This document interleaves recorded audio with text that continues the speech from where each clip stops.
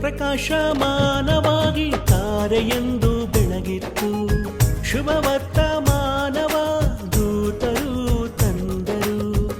ಪ್ರಕಾಶಮಾನವಾಗಿ ತಾರೆಯೆಂದು ಬೆಳಗಿತ್ತು, ಶುಭ ವರ್ತಮಾನವ ದೂತರು ತಂದರು.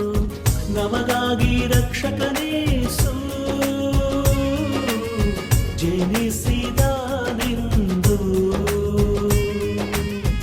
ಆತನೇ ರಾಜಾದಿರಾಜನು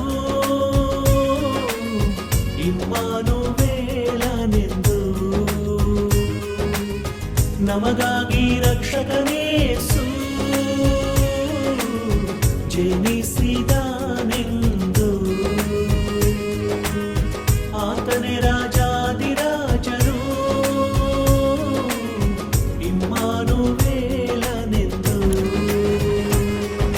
ಬೆತ್ಲೆಹೇಮು ಊರಿನಲ್ಲಿ ಕನ್ಯಮರಿಯ ಗರ್ಭದಲ್ಲಿ ಹುಟ್ಟಿದನು ನಮಗಾಗಿ ನಮ್ಮ ರಾಜಾದಿರಾಜ.